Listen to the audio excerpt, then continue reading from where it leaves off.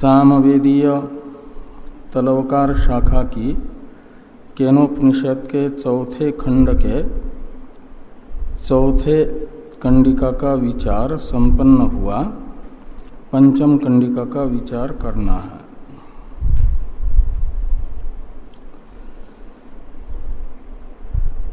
जो निर्विशेष ब्रह्म विचार करने में असमर्थ है, बुद्धिमांद्य दोष होने के कारण, उस बुद्धिमांद्य दोष की निवर्तक सगुण ब्रह्म विद्या का वर्णन करने के लिए ये ग्रंथ प्रारंभ हुआ। तृतीय खंड से आगे वाला तृतीय खंड में एक आख्यायिका बताई गई। सगुण ब्रह्म विद्या है उपासना। उपासना कहते हैं गुण चिंतनम उपासनम। गुणों के चिंतन का नाम है उपासना। उपास्य में विद्यमान गुणों के चिंतन को उपासना कहा जाता है। इसलिए स्वतः निर्गुण परमात्मा के भी सोपाधिक उसे बना करके उपाधि बता करके उपाधि गत गुणों का आरोप परमात्मा में करके उपाधि निमित्तक गुण बताए जा रहे हैं परमात्मा में। चतुर्थ कंडिका में बताया गया एक अधिदैव उपाधि निमित्तक गुण विद्योतन के तरह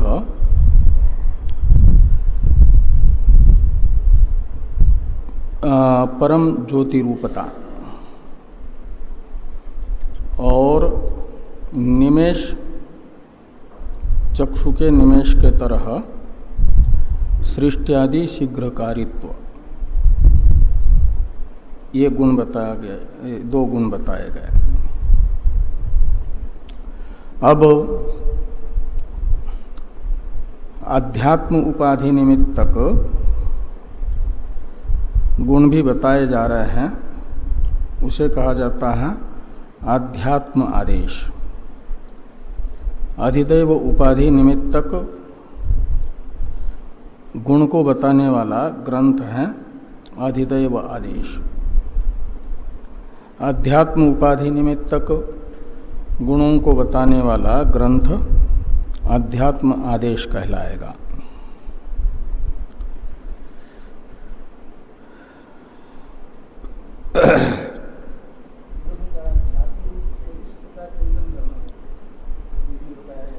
हाँ, जो बताया जा रहा है वो अध्यात्म उपाधि निमित्तक गुण होने से जैसे गुण का वर्णन किया जाएगा ऐसा ही चिंतन करेगा साधक।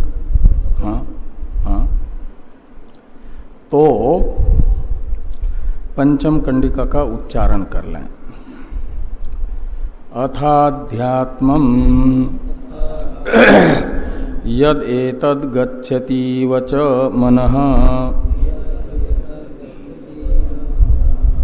अनेन चैतद उपस्मरति अभीक्ष्णं संकल्प अथ यानी अनंतरम अधिदैव उपाधि निमित्तक आदेश के समापन के अनंतर अध्यात्मम यानी अध्यात्म उपाधि निमित्तक गुण को बताने वाले उपमा उपदेश का प्रारंभ होता है। इतना अथ अध्यात्मम इस ग्रंथ का अर्थ निकलेगा।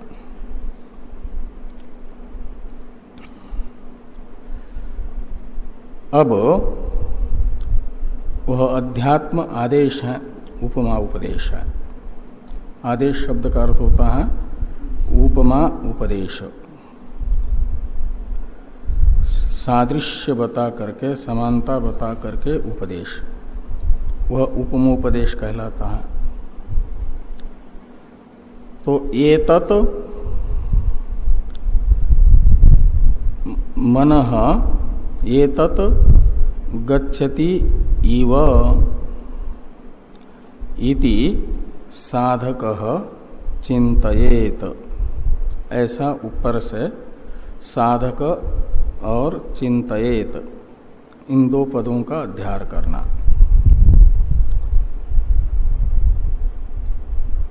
इस कंडिका में दो च शब्द हैं। गच्छति इव च, यहाँ पर एक च शब्द है, और अनेन च एतद् उपस्मरति, यहाँ पर एक च शब्द है ना। ये च शब्द है निपात। निपात के अनेक अर्थ होते हैं। निपात एक नाम है, सब शब्दों का नहीं होता। व्याकरण शास्त्र में जो कुछ अव्यय संज्ञक शब्द होते हैं उनकी निपात संज्ञा होती है। निपात का जनांग एक सूत्र है, वो तो निपात संज्ञा करता है, प्रगृह्य संज्ञा करता है। निपात संज्ञा करने वाला भी दूसरा सूत्र है, निपाता, ऐसा एक। तो निपात एक नाम है, शब्दों का होता है। तो निपात इस नाम वाले जो शब्द हैं, अनेकों शब्द हैं, उनका मात्र एक ही अर्थ नहीं होता। वैयाकरणों ने कहा कि निपातानाम अनेक अर्थत्वात्, जो निपात नामक शब्द हैं उनके अनेकों अर्थ होते हैं, एक अर्थ नहीं, दो अर्थ नहीं। तो वाक्य में निपात नामक प्रयुक्त जो शब्द है, निपात नाम वाला, उसका जो अर्थ बाकी पदों के साथ मिल करके निकालना उचित होता है, वही अर्थ उसका किया जाता है। तो यहाँ स का जो प्रसिद्ध एक अर्थ होता है समुच्चय, वो अर्थ नहीं, अपितु इति है। इति अर्थक च शब्द है। ऐसे एक नंबर टिप्पणी में टिप्पणीकार ने लिखा है कि अत्र च द्वयम इत्यर्थकम भिन्न क्रमंच। अत्र च द्वयम, इसमें च अलग अलग छपा है, च और द्वयम वो एक पद है, द्वयम और च मिल करके छपना चाहिए। च द्वयम ऐसा एक पद है।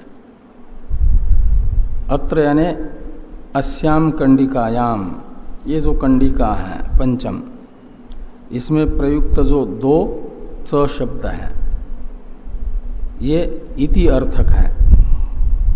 यानी इति शब्द का जो अर्थ होता है वही च शब्द का अर्थ निकालना है। इति शब्दार्थक हैं ये च शब्द, इसलिए इति शब्द का जो अर्थ निकलता है वो च का निकलेगा। च द्वयम इत्यर्थकम, इसका अर्थ निकला।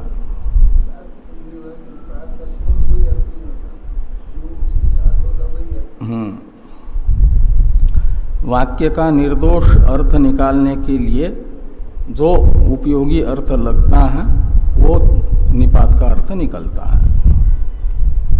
तो यहाँ इति अर्थक हो जाएंगे और पाठक्रम के अनुसार जहाँ वे उनका पाठ हुआ है वही नहीं रहेंगे, उनका अर्थ करते समय क्रम बदल जाएगा। इसलिए लिखा भिन्न क्रमंच, यानी जहां है वहीं पर अन्वय करते समय नहीं रखना। तो अन्वय तो होना है इस प्रकार, च जहां है वहां नहीं रहेगा। अन्य जगह जाएगा, दोनों च। तो पहला जो एक वाक्य है, गच्छति का कर्ता है मनः, गच्छति व, और ये तत् शब्द सर्वनाम है प्रकृत ब्रह्म का परामर्शक, वो द्वितीयांत है, इसलिए ये तत् ब्रह्म, ये अर्थ निकलेगा। मनः एतद् ब्रह्म गच्छति इव च, ऐसा अन्वय करना। गच्छति इव च यानी इति साधकः उपस्मरेत, चिंतयेत, ऐसा लगाना। साधकः चिंतयेत, चिंतयेत पद का अध्यार करना और च का अर्थ इति निकालना। तो मनः यानी साधक ऐसा चिंतन करे कि ये जो मेरा मन है, यह मेरा मन एतत् यानी प्रकृत ब्रह्म को गच्छति इव यानी प्राप्नोति इव,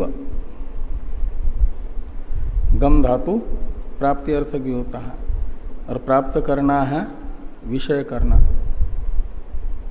यद्यपि ब्रह्म अविषय है, लेकिन साधक ऐसा चिंतन करे कि मेरा ब्रह्म, मेरा मन प्रत्येक आत्मरूप ब्रह्म का, ब्रह्म को विषय करता हुआ सा प्रतीत हो रहा, अविषय ब्रह्म को विषयसा कर रहा है। च यानी इति साधकः चिंतयेत। हाँ, तो ये जो ज्योति स्वरूप ब्रह्म है, सबकी प्रत्येक आत्मा है, साक्षी है, वह सबके हृदय में मन का गोलक है हृदय, और उसी मन के गोलक रूप हृदय में मन के साक्षी के रूप में स्थित है, सबकी प्रत्येगात्मा है ना। और उस सबकी प्रत्येगात्मा रूप ब्रह्म को साधक ऐसा चिंतन करे कि मेरे मन का अवभाषक जो प्रत्येगात्मा है, चेतन है, वह मेरे मन का अवभाषक बन करके अभिव्यक्त सा हो रहा है मन से, मेरा मन उसे अभिव्यक्त कर रहा है। साक्ष्य साक्षी को अभिव्यक्त करता है, का मतलब प्रतिबोध विदितम मतम में जैसे बोध शब्दित चित्त वृत्तियां अज्ञात नहीं है, किसी न किसी से वह जानी जा रही है, तो जिस निर्विकार चेतन से वो जानी जा रही है, वह निर्विकार चेतन भी उन अपने अवभाष्य वृत्तियों के माध्यम से अवभाषित हो रहा है, वृत्तियों का अवभाषक भी अवभाषित हो रहा है। तो ऐसा चिंतन करे कि मेरे मन का अवभाषक भी मेरे अवभाष्य मन के अवभाषण से अवभाषित हो रहा है। हाँ हाँ, क्योंकि उसी ब्रह्म को यहाँ पर, हाँ बस, और गुण उसमें आरोपित है, जो स्वतः निर्गुण है। हाँ हाँ, तो जो स्वतः निर्गुण है वही सगुण भी है, उपाधि को लेकर के। निर्गुण कोई, सगुण कोई निर्गुण से सर्वथा भिन्न नहीं है, इसलिए उपाधि निमित्तक गुणों से युक्त उसी निर्गुण को समझ करके शुरू में गुण का चिंतन उसके, और गुण चिंतन करते करते जैसे ही बुद्धि मांद्य दूर होगा, बुद्धि की स्थूलता दूर होगी, तो अभी तक जो उपाधि के निमित्त से सगुण प्रतीत हो रहा था वही निर्गुण के रूप में अनुभव में आएगा, इस अभिप्राय से यहाँ पर ये बताया जा रहा है कि साधक वो परम ज्योति स्वरूप विद्युत दृष्टांत से और सृष्टियादि शीघ्रकारी जो ब्रह्म है वही मेरे मन का साक्षी के रूप में मेरे हृदय में बैठा हुआ है और मेरा मन अज्ञात नहीं है, ज्ञात हो रहा है। तो जिससे ज्ञात हो रहा है वह उस मेरे मन से अभिव्यक्त सा हो रहा है, उसके अभिव्यक्ति में कारण बन रहा है मेरा मन, उसका अवभाष्य बन करके। मन प्रत्यक्षादि बाह्य प्रमाणों से अवगत नहीं होता, स्वयं प्रकाश न होने से अपने आप भी अवभाषित नहीं होता, अवभाषित हो रहा है। तो जिससे अवभाषित हो रहा है वह भी फिर मन के अवभाषक के रूप में अवभाषित हो रहा है, अभिव्यक्त हो रहा है और उसकी अभिव्यक्ति में निमित्त बन रहा है उसका अवभाष्य बन करके मन। तो जैसे घटादि चक्षु से अवभाषित होते हैं, चक्षु से उनकी अभिव्यक्ति होती है, तो इसलिए चक्षु का विषय माना जाता है उनको। ऐसे मन से अवभाषित हो रहा है प्रत्येक आत्मरूप ब्रह्म, इसलिए उसे मन का विषय सा हो रहा है। अविषय होता हुआ भी मन से अभिव्यक्त होने के कारण, मन के अवभाषक के रूप में मन से अवभाषित होने के कारण उसे कहा जा रहा है मन का विषय सा बनता हुआ। गच्छति इव से लेना है, ये तत् यानी वो ब्रह्म, ये तत् से लेना प्रकृत ब्रह्म, जिसमें पूर्व कंडिका ने अधिदैव उपाधिक दो गुण बताए, सृष्टियादि शीघ्रकारित्व और परम ज्योतिष्व। वही अध्यात्म उपाधि में मन उपाधिक है, मन उपहित है, मन उपहित है साक्षी, वह मन का अवभाषक है।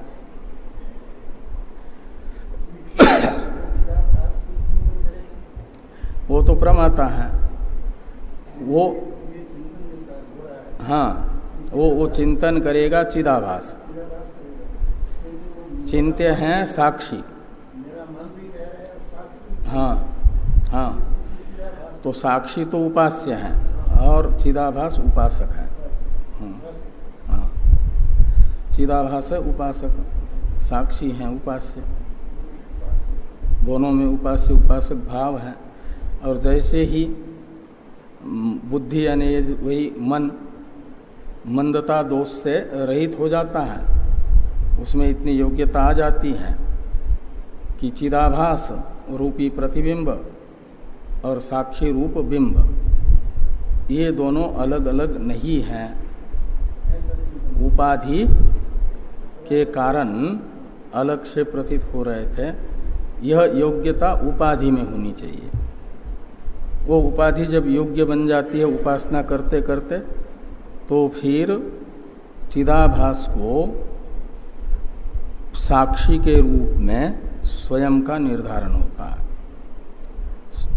तो शुरू में अध्यात्म साक्षी के रूप में मात्र स्वयं का निर्धारण, ये त्वम पदार्थ शोधन हो गया। और उधर अधिदैव में वो सृष्टियादि शीघ्रकारित्व और शुद्ध सत्व प्रधान प्रकृति की अवस्था जो माया है उस उपाधि के कारण है। वस्तुतः वह उपाधि से विनिर्मुक्त निर्विकार चेतन कार्य कारण भाव से हे उपादेय भाव से रहित निर्विकार है। और उस चेतन में और साक्षी में त्वमर्थ में शोधित तदर्थ में और त्वमर्थ में कोई अंतर नहीं है, वो मैं हूँ। ये तो हो जाएगा सम्यक ज्ञान प्रतिबोध विदितम मतम, ये निर्गुण ब्रह्म विद्या होगी। इस निर्गुण ब्रह्म विद्या के लिए निकटवर्ती साधन बताया जा रहा है सगुण की उपासना।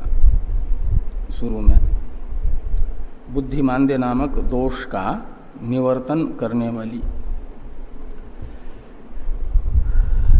तो मनः यानी मम शब्द का अध्यार करिए। मम मनः एतत् यानी प्रकृतम ब्रह्म गच्छति इव च यानी इति स्मरेत उपासक, ऐसा स्मरण करे, चिंतन करे कि यह मेरा मन प्रत्येक आत्मा ब्रह्म का साक्षी बन करके उस साक्षी का अवभाषक सा हो रहा है, ऐसा चिंतन करें। यथ शब्द का अर्थ है यथा, और यथा शब्द, यथ शब्द का अर्थ भाष्यकार भगवान यथा करेंगे, और यथा शब्द तथा ही अर्थ में है, वो भी निपात होने से तथा ही अर्थ में है। और तथा ही का अर्थ निकलता है जो प्रतिज्ञा की है उसका उपादन इस प्रकार होता है। तो ये प्रतिज्ञा है गच्छति प्राप्नोति अवभाषयति अभिव्यनक्ति, ये सब अर्थ हैं गच्छति के। यह मेरा मन एतत् यानी प्रकृत ब्रह्म को ब्रह्म की अभिव्यक्ति सा कर रहा है, ब्रह्म का अभिव्यंजक बन रहा है, ब्रह्म का अभिव्यंजक बन रहा है, ब्रह्म का साक्षी बन करके। हाँ, अभिव्यक्ति करने वाला गच्छति का अर्थ निकलेगा, अभिव्यक्ति करने वाला सा है, ईव शब्द लगने से। मन से अभिव्यक्त यदि ब्रह्म होगा तो फिर पर प्रकाश होगा ना, इसलिए ईव जोड़ दिया। मन उससे अभिव्यक्त होता है और मन उसका अभिव्यंग्य बन करके उसके अभिव्यक्ति में निमित्त बन जाता है, इसलिए गच्छति ईव कहा जा रहा है, अभिव्यनक्ति ईव ये कहा जा रहा है। यथ शब्द का अर्थ है यथा, यथा का अर्थ है तथा ही, और तथा ही का अर्थ निकलता है हिंदी में जो हमने प्रतिज्ञा की है उसकी उपपत्ति इस प्रकार होती है, जिस प्रकार से होगी वह प्रकार यह है। क्या प्रतिज्ञा की कि ब्रह्म का अभिव्यंजक सा है ये मेरा मन, मेरे इस मन से ब्रह्म अभिव्यक्त सा हो रहा है, ये प्रतिज्ञा हुई ना। अब इस प्रतिज्ञा की उपपत्ति करनी है, उस उपपत्ति को यथ शब्द बता रहा है। यथ यानी यथा यानी तथा ही, यथ का यह अर्थ निकलेगा तथा ही, इसको ले जाना यहाँ अनेन के पास में, मनः और अनेन के बीच में, तो तथा ही ये यत् का अर्थ निकलेगा। अनेन एतद उपस्मरति, अनेन यानी अनेन मनसा, एतत् यानी प्रकृतम ब्रह्म उपस्मरति,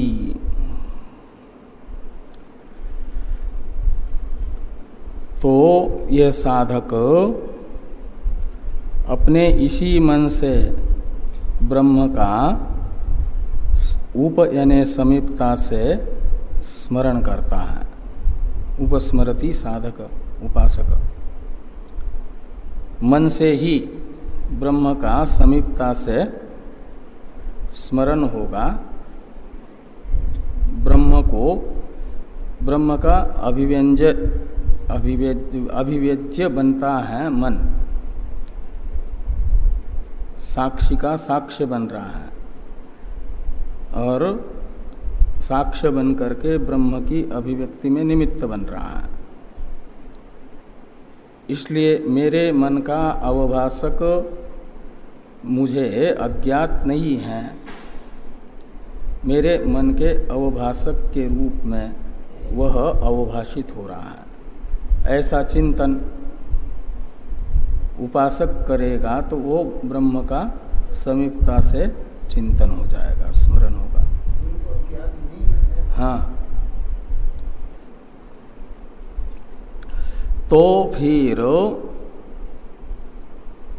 और एक तो यहाँ स्मरण यानी स्मृति रूप जो एक मन का परिणाम है, विशेष प्रत्यय विशेष है,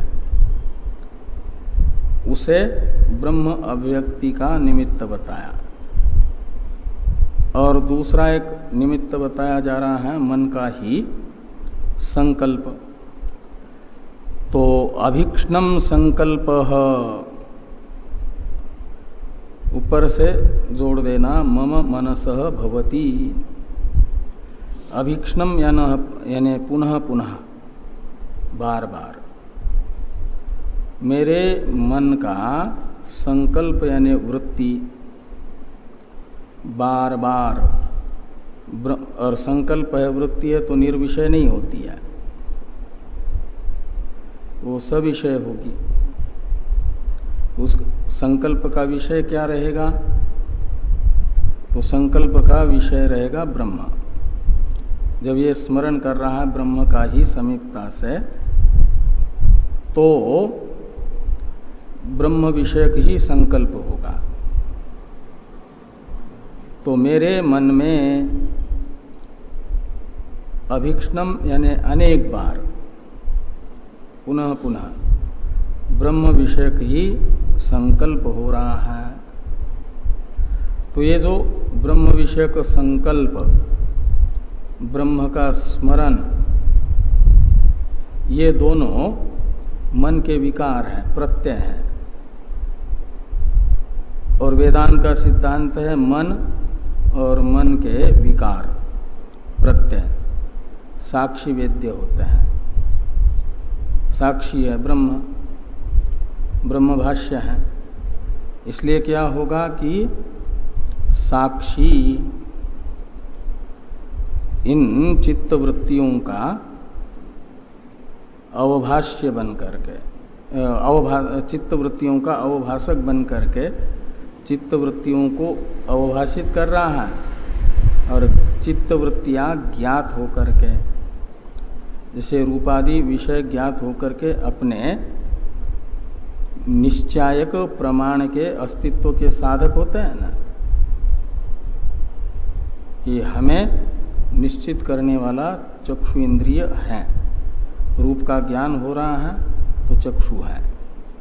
ऐसे मन का स्मरण रूप व्यापार और संकल्प रूप व्यापार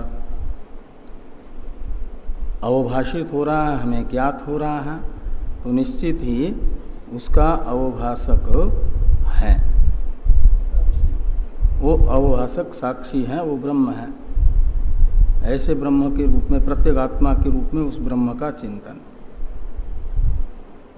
प्रत्येगात्मा के रूप में ब्रह्म का चिंतन, ये अध्यात्म गुण है ब्रह्म में, कि मन के हरेक प्रत्यय के साक्षी के रूप में वह अभिव्यक्त होता है। ये एक गुण है उसकी अभिव्यक्ति, वो मन रूपी उपाधि के कारण हो रही है। और जिससे अभिव्यक्ति हो रही है उसका वो विषयसा बन रहा है। ये एक अध्यात्म गुण है, ये यहां पर बताया। थोड़ा भाष्य है, भाष्य को देखिए। अथ अनंतरम अध्यात्मम इत्यादि, इसका अवतरण है टीका में। अधुना प्रत्यगात्मतया ब्रह्मणो यथा अभिव्यक्ति स्यात् तथा उपदिश्यते इत्याह। तो अधुना यानी पंचम कंडिका के व्याख्यान के अवसर पर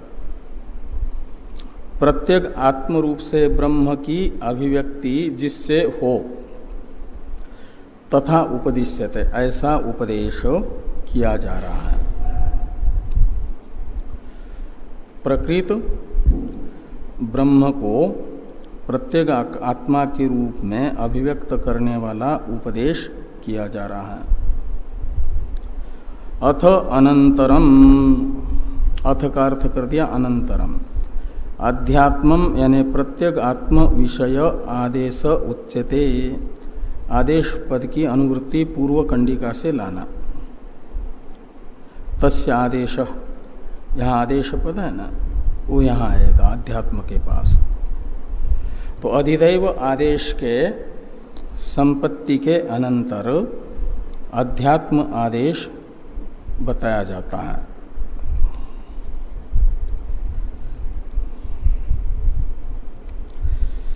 यद एतत्, इस वाक्य की व्याख्या प्रारंभ करते हैं। यद एतत् गच्छतीव च, इतना तो है प्रतीक, गच्छतीव च। मनः एतद् ब्रह्म ढौकते इव,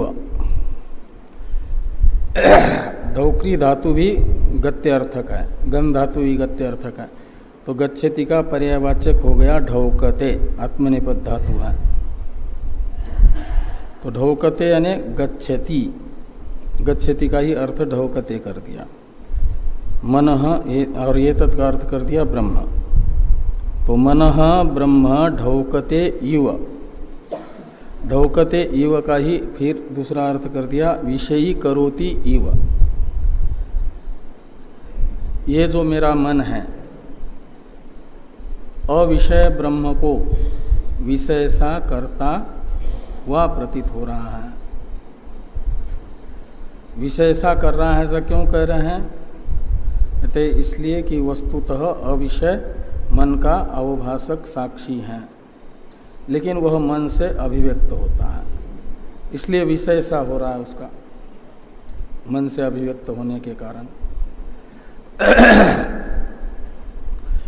एतद् गच्छति इव, इतने की व्याख्या हो गई। यथा इत्यादि से अनेन एतद् उपस्मरति, इस वाक्य की व्याख्या प्रारंभ करते हैं। और यथा शब्द जो है भाष्य में मूल कंडिकास्थ यत शब्द का अर्थ है। यत शब्द शुरू में है ना, अध्यात्म के पास में। यद एतद ब्रह्म गच्छति व, यहाँ जो यत शब्द है उसी का भाष्यकार भगवान ने यहाँ पर यथार्थ कर दिया। और यथा शब्द को भाष्यस्थ जो मूल कंडिकास्थ यत शब्द का अर्थ है, टीकाकार कहते हैं तथा ही इस अर्थ में है, टिप्पणीकार 1 नंबर टिप्पणी में। तो यथा इति अनेन तथा ही इति अर्थ के न यथा शब्देन, यानी यथा शब्द है तथा ही इस अर्थ वाला, तथा ही इस अर्थक यथा इस शब्द से भाष्यस्थ। मूल कंडिका में जो यत शब्द है उसकी व्याख्या की जा रही है, ये समझना कि यद एतद् गच्छति व इत्यत्रत्य यत शब्दस्यैव अर्थम आख्यातवान इति अवधेयम। अवधेयम यानी निश्चय करना चाहिए। अवधेयम का अर्थ ये समझना चाहिए। क्या समझना चाहिए? कि यद एतद् गच्छति व, इस वाक्यस्थ जो यत शब्द है इसी का अर्थ भाष्यकार भगवान ने यथा शब्द से बताया। और यथा शब्द का अर्थ समझना तथा ही यह, तो तथा ही इस अर्थक यथा शब्द से मूल कंडिकास्थ यत शब्द की व्याख्या भाष्यकार भगवान करते हैं, यह अर्थ निकला। आगे हैं मूलस्थ अनेन, ये जो पद है उसका अर्थ करते हैं मनसा। अनेन इस सर्वनाम का अर्थ कर दिया मनसा। एतत् का अर्थ है ब्रह्म ही, तो एतत् ब्रह्म उपस्मरति।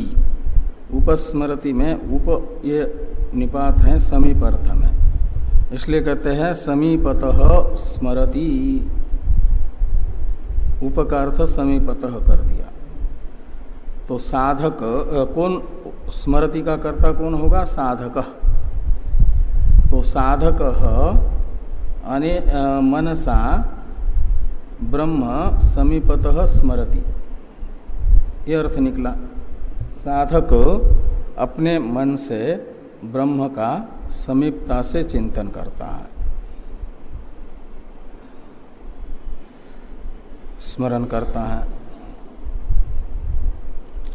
कैसे? तो कहते हैं इस प्रकार की भृशम संकल्पश्च मनसो ब्रह्म विषयो। तो मन का जो ब्रह्म विषयक संकल्प है वह भृशम यानी बार बार होता है। जब ब्रह्म का स्मरण करना है तो ब्रह्म विषय की वृत्ति बनेगी न मन की। तो ये एक बार दो बार नहीं होती है, इसकी बार बार आवृत्ति होती है, अभ्यास होता है। तो अभीक्ष्णम शब्द का अर्थ होता है पौनः पुण्य, यानी बार बार आवृत्ति। भृशम शब्द का भी वही अर्थ निकलता है, अनेक बार। तो मेरे मन का ब्रह्म विषयक संकल्प अनेक बार हो रहा है और उस संकल्प में ब्रह्म विषय सा बन रहा है। ऐसा क्यों? तो कहते हैं इसलिए कि मन उपाधिकत्वात् ही मनस संकल्प स्मृत्यादि प्रत्यय रभिव्यज्यते ब्रह्म। तो ये मन है अध्यात्म में ब्रह्म की उपाधि। तो मन उपाधिक ब्रह्म है, इसलिए मन उपाधि का अर्थ है मन उपाधि हो गई और उपहित हुआ ब्रह्म साक्षी, उसे साक्षी कहते हैं मन उपहित ब्रह्म को। और वह साक्षी मन का अवभाषक है, उससे अवभाषित होता है मन साक्षी से, और साक्षी से अवभाषित होकर के साक्षी का भी अभिव्यज्य बन जाता है, निश्चायक बन जाता है कि मन अज्ञात नहीं है, जिस चेतन से ज्ञात हो रहा है वह चेतन प्रत्येक आत्मा के रूप में हृदय में विद्यमान है, ऐसा निश्चायक होता है। तो इस प्रकार ब्रह्म का प्रकृत ब्रह्म का प्रत्येक आत्मा के रूप में निश्चय में साधन बन गया साक्षी का प्रकृत ब्रह्म का अवभाष्य बन करके मन, और यह मन है अध्यात्म उपाधि। इसलिए ये अध्यात्म उपाधि उपदेश हुआ। तो मन उपाधिकत्वात् ही मनस संकल्प स्मृत्यादि प्रत्यय अभिव्यज्यते ब्रह्म।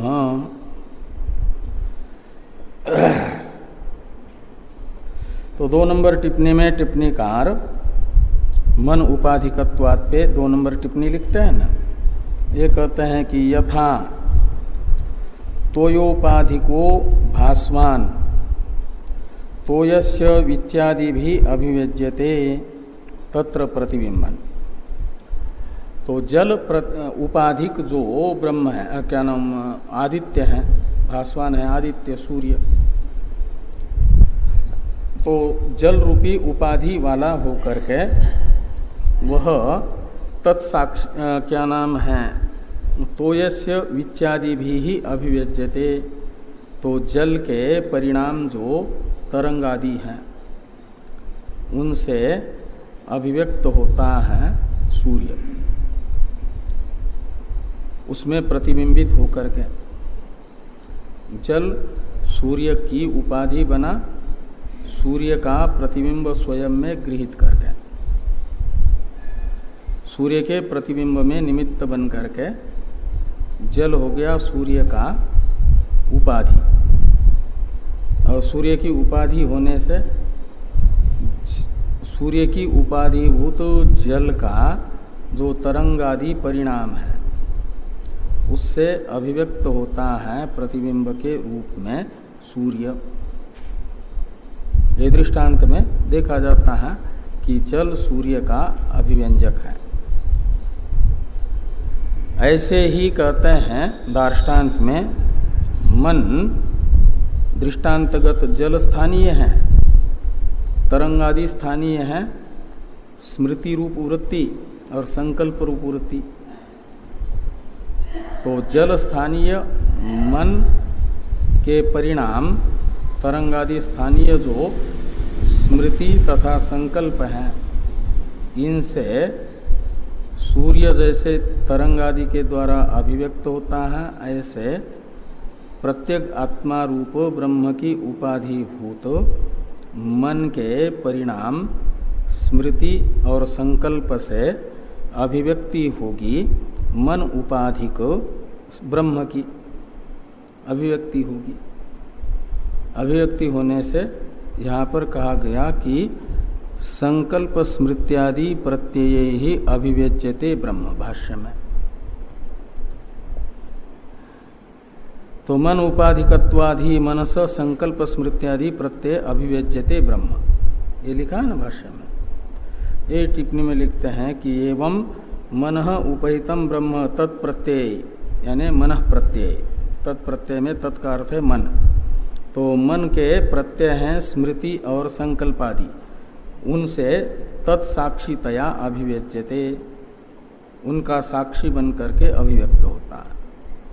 ये संकल्पादि अज्ञात नहीं है, ज्ञात हो रहे हैं, तो जिससे ज्ञात हो रहे वो भी चेतन स्वरूप है, उनका दृष्टा है, इस रूप में अभिव्यक्त हो रहा है।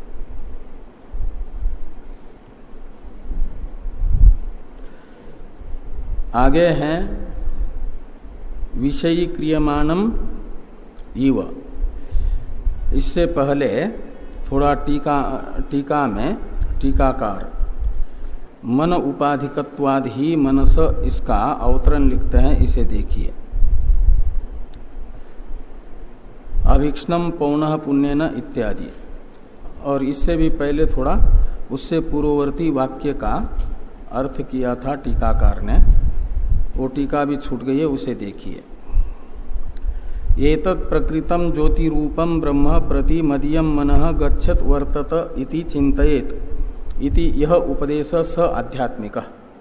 यह पहले वाक्य का अर्थ कर रहे हैं टीकाकार। पहला वाक्य है एतद् गच्छति इव च मनः, मूल में, और इसका व्याख्यान जो भाष्य में हुआ उसका अर्थ टीकाकार ने किया कि एतत् यानी प्रकृत ज्योति स्वरूप ब्रह्म के प्रति मदीयम मनः, मदीयम पद का अध्यार कर दिया। गच्छत वर्तते, वो ब्रह्म के प्रति मेरा मन जाता हुआ सा, यानी उसको विषय करता हुआ सा प्रतीत हो रहा है, ऐसा चिंतन करें। यह जो उपदेश है इस वाक्य के द्वारा किया जा रहा है, यह आध्यात्मिक उपदेश है, आध्यात्मिक आदेश, उपमा उपदेश है। ये हो गया प्रथम वाक्य का अर्थ। अब मन उपाधिकत्वाद ही इसका अवतरण लिखते हैं टीकाकार।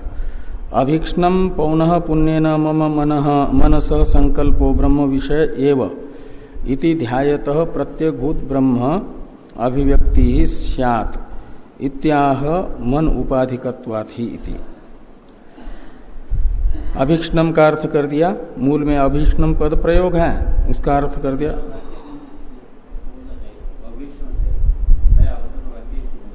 हाँ, आध्यात्मिक यहाँ पूरा वाक्य है टीका में, वहाँ पूर्ण विराम होना चाहिए, और ये अभीक्ष्णम से अवतरण वाक्य है। तो अभीक्ष्णम पौनः पुण्येन मम मनस संकल्प ब्रह्म विषय एव इति ध्यायतः।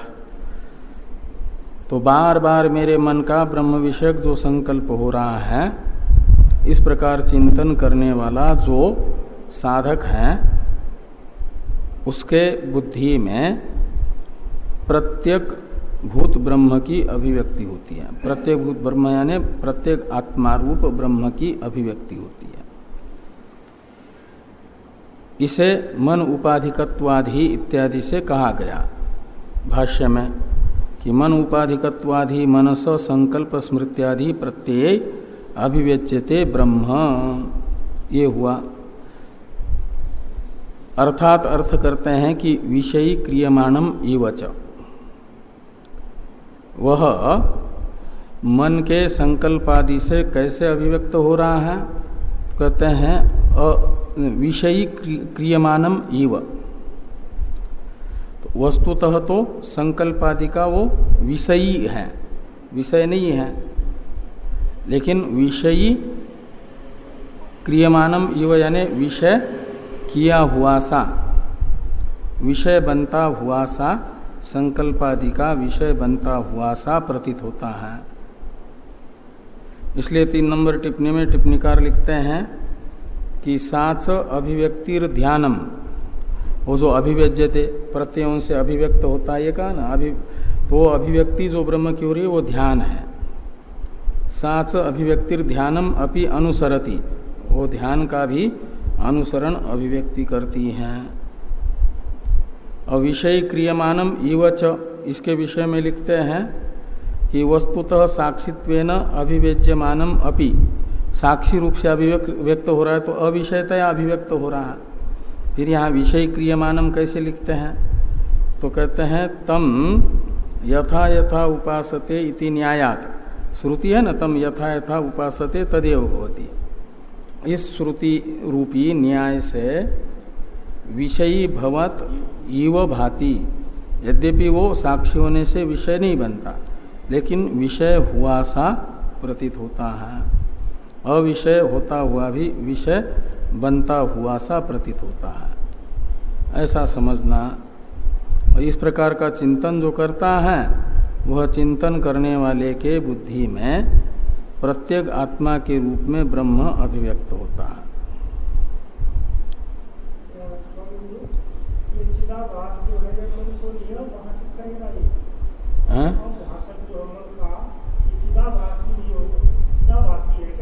नहीं, साक्षी है। चिदाभास तो मन के साथ मिलकर के मन रूप ही प्रतीत होता है, जैसा मन है ऐसा प्रतीत होता है, जैसा मन है ऐसा प्रतीत होता है, और साक्षी उसे अवभाषित करता है मन को। अब विषय क्रियमाणम इव च, यहाँ तक की व्याख्या हो गई। आगे भाष्य में है अतः स एष ब्रह्मणो अध्यात्मम आदेश, यहाँ वाक्य पूरा होता है अध्यात्मम आदेश के पास। तो जिस कारण से मन उपाधिक ब्रह्म मन से अभिव्यक्त सा प्रतीत होता है, अतः यानी इसी कारण से स एष आदेश ब्रह्मण अध्यात्म आदेश, ऐसा अन्वय करना। ये मन उपाधिक ब्रह्म का उपदेश, ये अध्यात्म आदेश है।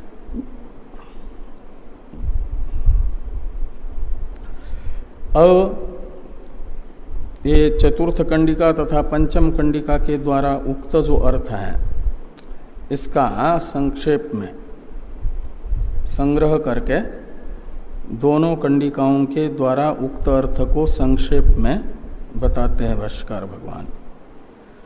विद्युन्निमेषन वत इत्यादि से इसका अवतरण है टीका में कि उक्तम अर्थम संक्षिप्य आह विद्युन्निमेषन वत इति। तो जो उक्त अर्थ हैं चतुर्थ कंडिका तथा पंचम कंडिका के द्वारा, इसे संक्षेप में बताते हैं। इसे हाँ, वो आदेश के पास पूर्ण विराम होना चाहिए, इति आदेश। तो उक्तम अर्थम संक्षिप्याह विद्युन्निमेषन्वत इति। तो विद्युन्निमेषन्वत अधिदैवतम द्रुतम प्रकाशन धर्मी, द्रुत सृष्टियाधिकारी और प्रकाशन धर्मी है। हाँ, द्रुत प्रकाशन धर्मी है, ये अधिदैव स्वरूप बताया गया तत्पद वाच्यार्थ का, ईश्वर का, परमात्मा का। वो विद्युत का विद्योतन जैसे होता है और निमेषण जैसा होता है, निमेषण होता है द्रुत, ऐसे विद्युत के प्रकाश के तरह वह प्रकाशन धर्मी है, विद्युत जैसा प्रकाशन धर्मी है, और निमेष जैसा अतिशीघ्र होता ऐसा द्रुत प्रकाशन धर्मी। विद्युत का प्रकाश भी बहुत जल्दी ही होता है। तो द्रुत प्रकाशन धर्मित्व ये अधिदैव धर्म बताया गया, गुण बताया गया। अध्यात्म गुण बताया जा रहा है। अध्यात्मंच मनः प्रत्यय समकालाभिव्यक्ति धर्मी। अध्यात्म गुण है ज्योति स्वरूप ब्रह्म का कि मन का जो प्रत्यय है, मन का प्रत्यय है मन की वृत्तियां, स्मृति, संकल्प, काम, क्रोध आदि जितने भी हैं, जितने भी मन के विकार हैं वो हैं मन के प्रत्यय। और वे उत्पन्न होते हैं तो उत्पत्ति के साथ साथ ज्ञात होते हैं, अज्ञात नहीं रहते। इसका अर्थ है तो मन के विकारों के साथ ही मन की अभिव्यक्ति है, और वो अभिव्यक्ति है ब्रह्म का स्वरूपभूत ज्ञान। साक्षी का तो अपने स्वरूप से ही चैतन्य स्वरूप से ही साक्षी मन की वृत्तियों का प्रकाशक बनता है ना, वो नित्य ज्ञान स्वरूप है। लेकिन नित्य ज्योति की अभिव्यक्ति होती है मन के प्रत्यय के अभिव्यक्ति के साथ साथ। जैसे ही मन का प्रत्यय उत्पन्न हुआ, मन में विकार हुआ, तो तुरंत वह उसी समय ज्ञात होता है। इसलिए मन प्रत्यय समकालीन ज्योति रूपता ये अध्यात्म उपदेश है। अधिदैव गुण है द्रुत प्रकाशन धर्मित्व, और मन प्रत्यय समान कालीन प्रकाशन धर्मित्व ये अध्यात्म उपदेश है, अध्यात्म धर्म है। इसलिए मन कहाँ गया, हाँ, मन प्रत्यय समकाल अभिव्यक्ति धर्मी ये अध्यात्म स्वरूप है उसका।